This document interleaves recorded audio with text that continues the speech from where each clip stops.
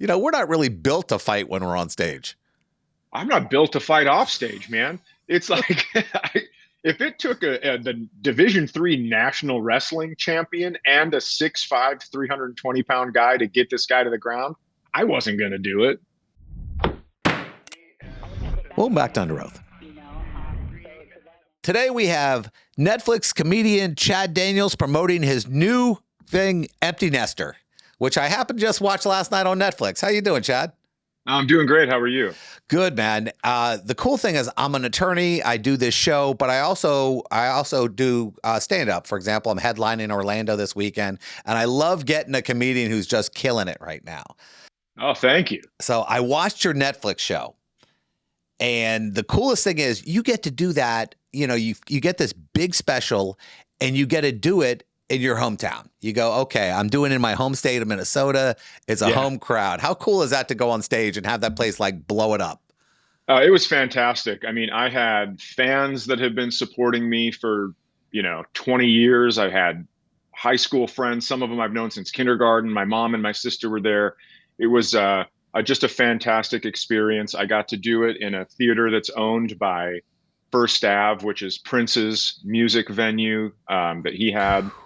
3 blocks away from where the Minnesota Wild play. It was it was my little boy dream come true. That's for sure. You start stand up, about 2 decades ago. You're just hoping for this opportunity. And then Right. you're going, I've got a bunch of albums that did well. I'm streaming my ass off, millions. But this is the show that I want to define me by. Is that going through your head as you're getting on stage? Yeah, a little bit because Netflix actually had purchased a different special. I did 2 hours in one night in Madison, Wisconsin in December of 2022, and they bought the second one of those hours. And then as we were figuring out when that was going to be released, I had this idea about this next stage of my life where I started dating after my daughter went to school. My son's 25, he got married. My daughter's 20, she's off at college. So I thought, this is probably going to be a really fun hour and really represent who I am the most in this moment. And so I was like, just if you guys will give me a little time to tighten this up, and then you look at it and you want this one, I think this is the one we should put on there. That's the hard thing about a lot of people don't know about stand up. Some people never change their material. They got one solid hour. They've been doing it Sure. for 5, 10 years. They don't alter it. And, if you're a writer, like I do a lot of writing, I hate repeating. And Yeah. it's just something in me. And my best joke is something I've probably done 100 times, but I hate having to do it because I'm always afraid somebody in the audience has seen me before. And, does that ever come to you where you're going, oh God, I'm playing the same thing. Hopefully, it's new stuff. And I know it's unprofessional to think like that, but it's just always in the back of my head. Yeah, I think it's different strokes, right? Because I watched a guy one time that I saw his hour 7 years beforehand. And then I watched him again, and it was the same hour. He was taking a drink of water at the exact same moment every show. And I'm not making fun of the guy because the hour works. People were coming back, they were bringing friends. That's sometimes what happens, right? You do a joke that's successful on an album, and then you get somebody after the show, they go, "Oh man, you didn't do this joke about bringing your kids to IHOP or whatever. I brought 30 of my friends from work to hear it." And you're like, "Well, I didn't. It's on an album, so I didn't tell it."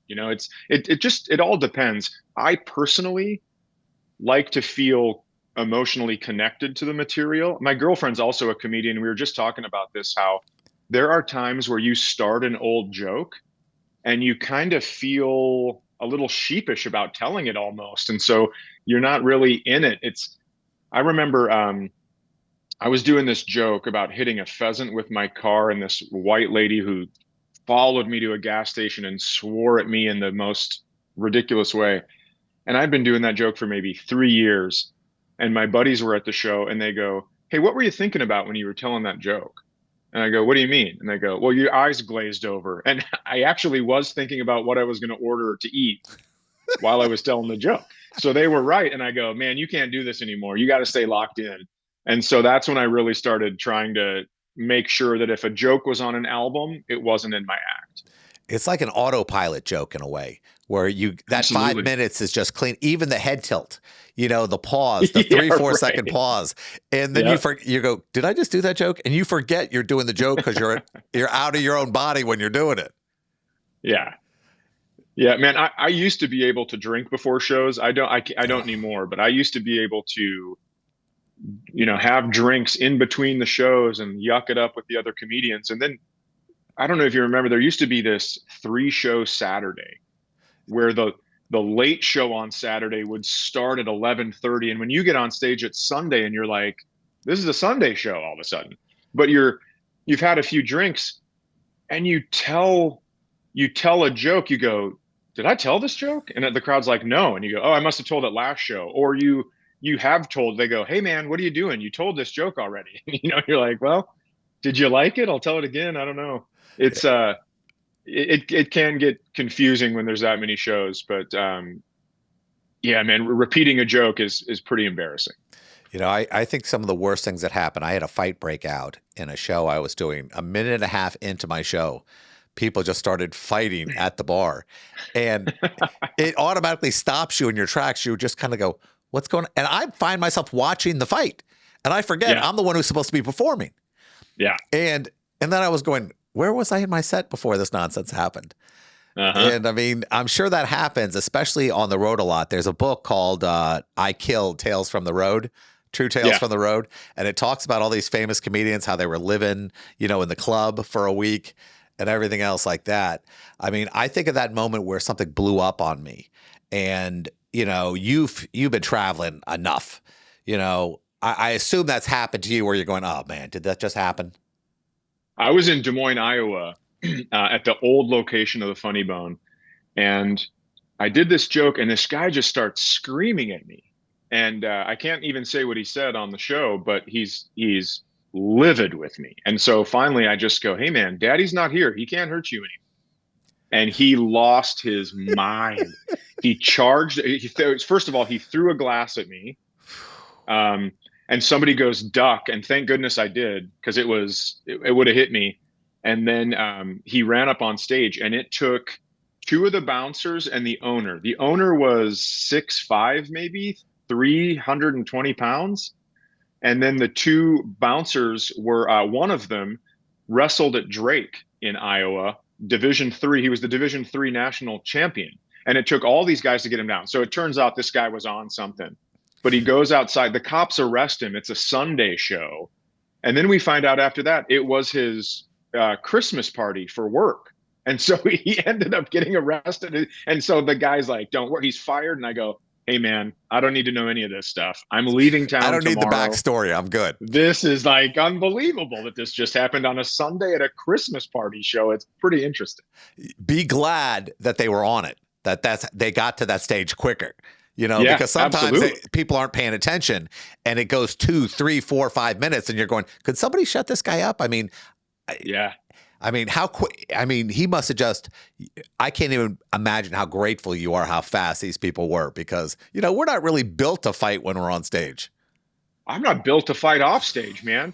It's like if it took the Division 3 national wrestling champion and a 6'5", 320 pound guy to get this guy to the ground, I wasn't going to do it.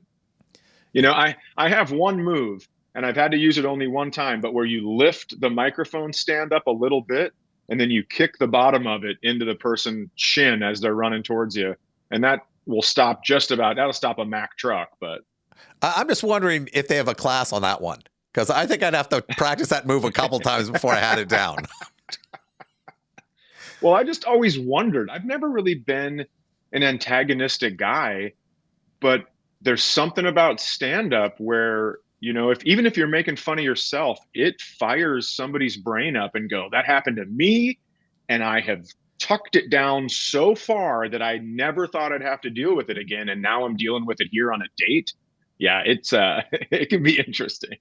I think the hard thing in the last 2 years, people are being trained to talk now during shows, which I don't think existed before. I think that And I think Matt Rife is fantastic. I know what he did to get where he is, the COVID shows, the setting up tents, all this other stuff. But because he shows his clips are mainly of people talking in a show, people think they come to shows and now it's their opportunity to be funny. Yeah, that's part of it. I want to, this guy's clips get millions of views. Mine don't. So if I'm the person talking in the clip on his clip, then I might get seen a million times. I mean, it really is. And, he's kind of made his bed. If people heckle him, that's kind of on him. I mean, I don't know him. I don't have anything against him. I'm just saying, like, if that is your bread and butter and people yell during a show, you can't really get mad at him for that. I don't post too many clips like that. So, I can still get mad at people if they heckle. I posted a clip the other day of the fight because I was so mad, because, when you have 50, you're getting ready to do 50 minutes and you're going, okay, and you're up for it and you're putting some new material in, you're going, okay, this is going to be a great show. A minute in, things go off and you don't remember the next 35 minutes. It's just, you're so lost in it. I'm so mad. And I left the show really pissed off. And it was such a stupid thing to be mad about because it never happened to me before. But as a comedian, all you do is think about what I could have done. Sure. I mean, And I'm sure after that fight, you were going, man, I had at least 8 jokes lined up that I should have dropped. Well, after the guy charged me, so I went off the stage until they got him off. And then I was featuring, and the headliner came up to me and goes, "Hey, you have 4 minutes left. So you need to go up and do your 4 minutes." And he goes, "But don't say anything about what happened. I'll cover it." And I was like, not a chance, dude. If you think I'm going up there to not mention it for 4 minutes so you can take the glory out of this, you are absolutely insane. Who asked you to get up and do 4 more minutes? I don't want to talk about, hey, you just got in a fight. You owe us 4 more minutes. That is the craziest thing I've ever heard. Yeah, I know. I think he wanted it to get back to reset a little bit, but he also wanted to be able to tell all the jokes about what had happened. And I'm like, you can't have it both ways, man. Either you go up and tell the jokes or I'm going up to tell the jokes. That's how it's going to have to work. The guy who set up the club told me afterwards, hey, could you do me a favor? Don't post anything. Don't talk about it. I looked at him. I go, yeah, sure, man. Man, it did. I posted within 10 seconds. I mean, because that's what we do. How can you tell us this is a huge event that happens and you're concerned about you? You weren't concerned about me. No, you didn't. Afterwards, you didn't go, hey, Jeff, I shouldn't have let that happen, all this other stuff. But I think that's the point. We post the bad stuff because that's our lives. And that actually gets more attention than the good stuff. Yeah, it definitely lets people know, like, it pulls the curtain back a little bit. But yeah, I do. It's like, well, hey, if you love comedy and you love fighting, do I have a place for you? I would have talked about it. I wouldn't have stopped talking about it. I would have got up. I go, listen, I'm not a fighter, man. This guy almost kicked my ass. I would have, I would have enjoyed the hell out of that. But I mean, I remember Chappelle talking about his issue where somebody stormed the stage and the guy had a knife on him, and you make a joke out of it, but I call that the Richard Pryor school of life issues, that you put your life issues out, and the worse they are, the better the joke's going to be at the end. Yeah, I mean, Richard Pryor I didn't even listen to him until I got into stand-up, and he became easily one of my, probably my favorite of all time, just because of his honesty. When he did the bit about lighting himself on fire, smoking crack, I was like, man, he's really letting all of this hang out there. That's so amazing. And then somehow also making it funny. I mean, what an absolute legend. You do your show, and it's funny because finding your voice, I think, is the toughest thing about doing comedy. If the audience doesn't believe you and they think you're just running one-liners, they'll like it, but they won't love it. And, I have a girlfriend, you have a girlfriend, and, there are jokes that I tell about her, and they're 4 times worse than the truth. I mean, they're not even close. I mean, they're like a little snippet from the truth, and then you take it to like Godzilla land. And I was listening to your bit about all the issues she has. And when you run those jokes by her, because I know you do, because I do the same with mine. Yeah. And you're going, hey, this is funny. And she's like, yeah, yeah, this is great. And you're going, are we okay with this joke? I mean, I'm sure Yeah. you push it. And she goes, talking about me having chlamydia is not a great topic.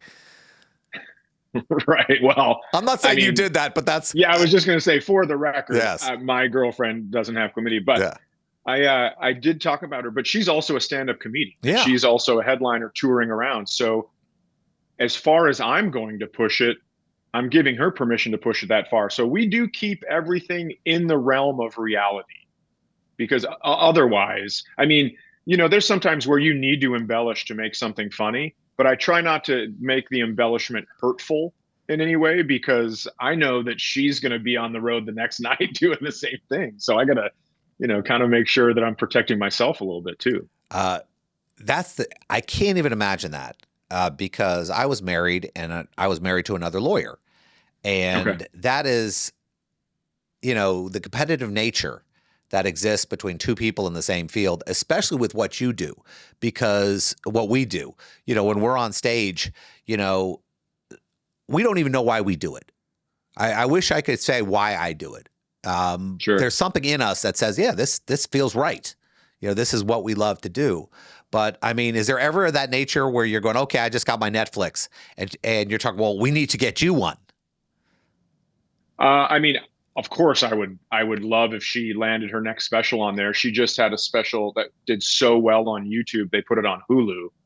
Um, so but we're not really competitive. When I got the Netflix thing, she never said anything like, "Oh, I hope mine's on there." It was all about congratulations and support and everything, which is pretty interesting because we said early on, like, I go, here are my career goals. And I know that yours are somewhat different than mine. And I've had a longer career, and it's just kind of mine has slowly just kind of marched up this little gradual incline. And that's how I like it. I've always thought the slower the climb, the slower the decline. And so um, we don't really we're not really fighting for the same things. There's plenty of work to go around. And if she gets a special on Hulu, amazing. And mine's on Netflix, that's incredible. We're really happy for one another, which sounds lame as can be, but it is true. And then we're gonna tour in the Northeast in April. We're gonna go out and do 3 shows together. We normally don't do that, but it's kind of fun because we were playing tennis on a Tuesday and we just started laughing. We're like, everyone else is at work right now. This is incredible, you know? So if you're dating someone that's actually has a job, then you're home all day. And then when they get home, they're tired from work and you're ready to go. And it's like, it has been a lot better than I thought it was going to be. That's for sure. Well, it's nice to have somebody that's supportive. And that's the whole thing Yeah, about a partner. That's the tough absolutely. thing. And sometimes you don't have that. Now, I've been very fortunate in my stand up career. I have great mentors. I have great people around me who are fantastic comedians. We're not jealous of each other. And they'll tell me, hey, Jeff, try this, try this. You're being too wordy here. You got to do this, you got to do that. Did you have that same help when you started? Absolutely. Yeah. I started in Minneapolis. I've lived in Minnesota forever, started at Acme Comedy Company in Minneapolis. And just, it, a lot of comedy communities, you go there and it's kind of clicky. It's like, oh, you work at that club. Well, I work at this club. Or, you're friends with that person. I'm friends with this person. It was kind of just a hodgepodge. So if someone would go on the road and then you would try a new joke at open mic and they heard that joke on the road, they'd come up to you and go, hey man, just so you know, people are doing that premise and it's kind of the same to yours. So we were all looking out for each other because when we left Minneapolis to go work, we wanted to represent the scene in a way that was advantageous to the rest of us. Because I remember I called this one club and I go, hey, I'd love to get a week there. And they go, where did you start? And I said, Acme in Minneapolis. And they go, all right, you don't have to send a tape. As long as you work there, we'll work you here. So we tried to make the reputation of the city ahead of individual reputations so everybody could get out and get working. That's a good thing when you have good club owners like the Funny Bone, which used to be the Improv in Orlando, is run by a woman named Hmm. Krista. And she's ridiculous, and she has a reputation all over the country where if you say you work there, they I know her, she's great, and they cut you a break. I'd like to think that the future and how you get these jobs, where you're not begging for jobs anymore. And I'm sure you have a solid agent now, and the agent is like going, okay, I've got you here, here, and here, and you actually have to turn down gigs. I mean, how much better is that than you having to send these clips over and begging for work? Yeah, I mean, it's helpful. It takes a lot of the sting out of it because even if my agent goes to somebody and they go not interested, which I don't think that happens too often, but I don't have to hear it at least, so that's good, maybe. So, but yeah, I send them the dates I want to work, which is 2 weeks a month, 2 weekends a month, and then they send me back offers for those dates. And I just go, yep, that one works. Yep, that one works. Nah, I'd rather not do a Thursday or a Sunday show here. And they get it figured out. It's a lot easier than back in the day when you're like, okay, I need to book so much work. And you're just constantly calling. I mean, a lot of times it took your joke writing time away Yeah. because you were too busy with the business part of it. Yeah, we do a local show. We do it every month. We put it on, and the deal with this is we have to all do 10 brand new minutes, Oh, I love it. and that is a bear because all of us are the same way because we don't know if that joke's going to work or not, Sure. and there's no way to test it. This is a live audience. It's not like we're doing open mic. This is Yeah. this is an audience that expects us to be funny, and you know how long does it take for you to put new material in, or do you just pepper it in, or do you just go, no, I'm putting all of it out at one time? Well, it depends on how much I have at a certain moment. So if I have a bunch, I'll throw it all in to see what sticks. I might, do it intermittently. So I have a joke that I know works in the middle, just so I don't, if all of the new stuff sucks, I don't want to lose momentum. And so I'll kind of go every other joke. And then sometimes I'll have maybe three for a weekend and I put them in the middle, or sometimes I'll just front load it. I'll go, make it seem like banter a little bit up front, and then you can get to the stuff that's tried and true after that. But um, when I'm in Spokane, September 13th and 14th, Spokane, Washington, will be the first time because I took a month off. It'll be the first time since the special came out, and so it's going to be. I've let them know in advertising it's going to be a lot of new stuff, and everybody's. I mean, tickets are going great, so it seems to be like people. I found that real comedy fans kind of want to be there at the beginning so they can see the process of it, which is also very cool because then they're the judge and the jury for some of these jokes, right? I mean, I know going and watch my favorite band play a new song. I love to be there for that, just to see what it's like. So we'll see how it goes. Yeah, that's it. I believe it's the exact opposite. I believe music and Interesting. comedy are exactly the same. Music, I want to hear the songs I know. Comedy, I want to hear the new stuff. And that's a difficult thing, but you're going to be in Tampa. I think you're at Side Splitters on September 20th and 21st. That's around our Yeah, that's neighborhood right. because we're out of Yeah. Orlando. Yeah. And it's a fantastic club, and I I think you're love gonna it. I think you're gonna have the audience there is fantastic. So I think you're gonna be ridiculously well received, which I think is always important because it's always nice to go to a place where it's set for comedy. Sometimes you go to Yeah. a place where, oh hey yeah, this is right after the buffet. This is the first time we're trying Right. it, Yeah. and nothing is worse when the audience doesn't understand what they're there for.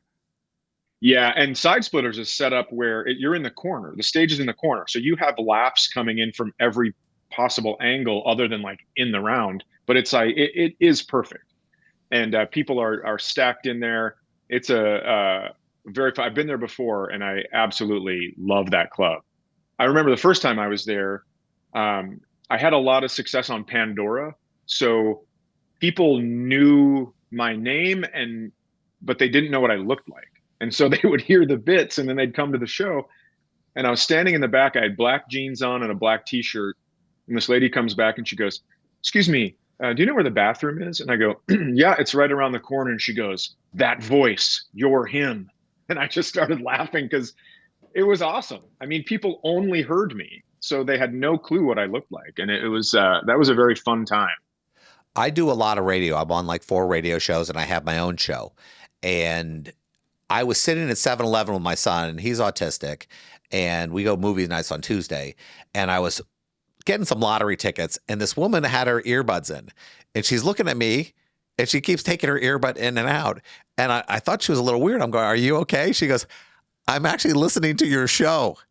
And That's it awesome. was this weird moment. And it's very, you're grateful that hopefully they like it. And, has anybody ever, I watched your bit. You don't leave anything out there. You are on stage, you are fearless. I don't know if you're going, I wonder if this joke's going to work. I mean, no, everybody is fair game. And that is a very tough thing to be able to do. And it requires a ridiculous amount of courage, especially in today's world, to be able to hit on anything. I mean, is there ever a time you're going, yeah, I might be pushing it? No, I don't think so. I mean, I make sure that I write it how I want it written. I don't ever guess. I don't ever throw out words I'm not sure of. So I make sure that my ideas are exactly, I say them exactly how I want them said. Because that way, if somebody comes after me and they go, that's BS, I just go, well, no, it isn't, and here's why. But I think if you're out there just taking swings, then all of a sudden you go, yeah, maybe I shouldn't have said that. But um, I don't know. I'm just pretty confident in putting my jokes together and going after. I try not to punch down, right? I'll punch up, I'll punch sideways. I try not to punch down. And I think if I were to punch down, I would always feel a little sheepish. But I also think you can't really hesitate. If you're going to say something, you can't do it with any sort of questioning. Otherwise, I mean, the crowds can be like sharks, right? They smell blood and they're all over you. So I try my hardest to be confident when I'm up there. Well, I was watching a preview for a new movie that's coming out. I believe it's called The Da Vinci Code 3, Killing Chad Daniels. I think the Catholic Church has put a hit out on you. So That it might was like be. 15 minutes, dude. I was watching yours. I was going, holy Jesus, he is not getting off these people's necks. And I think if it's you, you're going, okay, I can laugh at that. That's funny. Because he's not going to, he's showing no remorse at all. So I better just figure out how to appreciate this. Well, the good news for the Catholic Church is I'll just relocate myself to another comedy club afterwards and do the same exact thing I've been doing.